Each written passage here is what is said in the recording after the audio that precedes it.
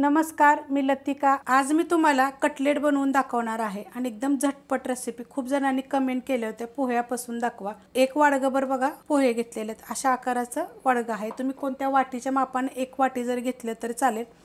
वाडग घेतलेलं आहे आणि अशा पद्धतीचे बघा पोहे आहेत।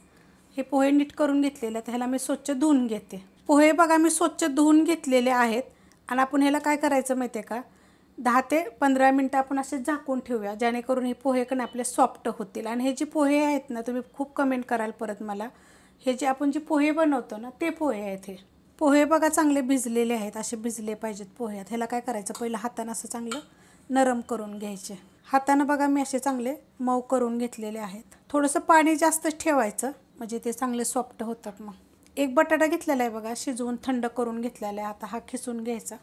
ह्याच्यावर खिसणीने करा, नाही तर तुम्ही बारीक असं केलं तर चालेल, पण थंड होऊन द्यायचा बरं का, पूर्णपणे गरम नाही राहिला पाहिजे थोडासुद्धा। बटाटा बघा मी खिसून घेतलेला आहे। त्याच्यामध्ये मी अर्धी शिमला मिरची घेतलेली आहे, ती पण असे छोटे छोटे तुकडे करून घेतलेले आहेत।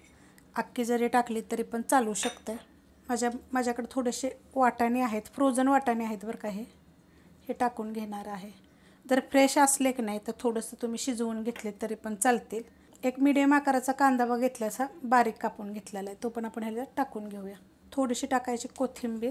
कढीपत्ता बघा मी असं बारीक चिरून घेतलेला आहे, 6 पानं घेतलेली आहे ती कढीपत्त्याची। ते काय होतं, जेव्हा आपण ह्याला भाजतो ना तर ती छान चव येते ना त्याची। ह्याच्यामध्ये टाकणारे आलं, लसूण आणि हिरवी मिरची। अर्धा इंच आलं आहे, 3 पाकळ्या लसणाच्या आहेत आणि एकच हिरवी मिरची आहे। छोटा अर्धा चमचा टाकणारे जिरे धने पावडर, छोटा 1 चमचा चाट मसाला, छोटा अर्धा चमचा मिरची पावडर तिखटवाली आहे, कारण आपण एकच हिरवी मिरची टाकलेली आहे त्यामध्ये।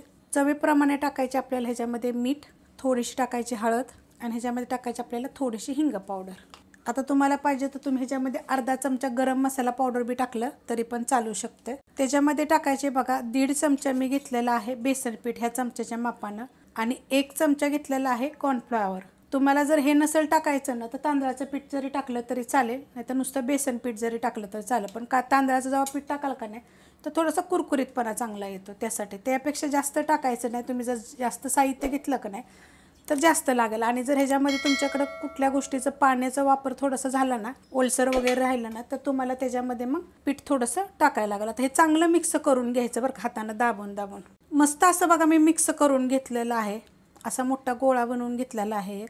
आणि तुम्हाला पाहिजे एवढे असे कटलेट बनवून घ्यायचे, छोटे मोठे। जर असे लंबुळके जर बनवले तरी चालतात। आपल्याला ह्याचे गोल बनवायचे आहेत बघा, अशा पद्धतीनं। जास्त जाड बनवायचे नाहीत बघा, अशा पद्धतीनं मस्त बनतात एकदम। असे बारीक जरी बनवले तरी चालू शकते बरं का। मी बनवून घेते बघा, अशा पद्धतीनं बनवून घेतल्यात बघा। एवढे झालेले ते छोटे मोठे आपल्या आवडीप्रमाणे बनवायचे। जर आम्ही मोठे मोठेच बनवलेले आहेत। कसं होतं, नाश्त्यासाठी म्हणा, कुणी पाहुणे रावळे आली तर असं झटपट होतं, तर अशा पद्धतीनं जरूर बनवा एकदा बरं का तुम्ही। तर आता आपण फ्राय करून घेऊया। पॅन ठेवलाय बघा गरम करायला, त्यामध्ये तेल टाकून घेऊया। तेल टाकायचं आपल्याला एकदम थोडंसं आणि गरम होऊन देऊया। तेल बघा मी चांगलं पसरून घेतलेलं आहे आणि आता आपण हे ठेवून घेऊया। आता मी एवढेच ठेवून घेते, कारण जास्त ठेवले का नाही तर आपल्याला हलवा येणार नाही आणि एकसारखे म्हणजे असं हलवत राहायचं म्हटलं म्हणजे दुसऱ्याला जरी केलं ना तर ते आपले निसटतील। त्यासाठी थोडे थोडे ठेवूनच तुम्ही ना थोड्याशा तेलावर शेलो फ्राय केले तरी चालतील। आणि फ्राय जर करायचे असतील का नाही तर मग ह्याच्यामध्ये तुम्हाला का नाही आपलं थोडंसं बारीक रवा, एकदम बारीक 0 नंबरचा रवा घ्या, त्याच्यामध्ये थोडंसं तांदळाचं पीठ टाका आणि चटणी मीठ जरी टाकलं का नाही टेस्टसाठी, आणि ते वरनं लावून जरी मग तुम्ही थोडंसं दाबून तेलामध्ये जरी फ्राय केले ना तरी पण चालतील, पण चांगलं दाबून लावायचे। गॅस आहे मीडियम आणि 1-2 मिनटासाठी ठेवायचे, नंतर पलटी करायचे। पलटी करून घेऊया बघा। बघा किती मस्त कलर आलेला आहे आणि काय चिटकत वगैरे नाही। छान असे एकदम खरपूस भाजून घ्यायचे। चटण्यांच्या तर एवढ्या रेसिपी मी अपलोड केलेल्या आहे, तुम्हाला त्याची लिंक सगळी ह्याच्या खाली भेटेल।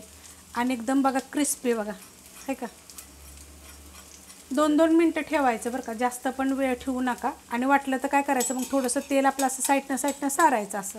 खालची साईड आपण आता 2 मिनटं ठेवली होती बघा। बघा मस्त असे झालेले आहे, छान असे भाजून घेतलेले आहेत बघा।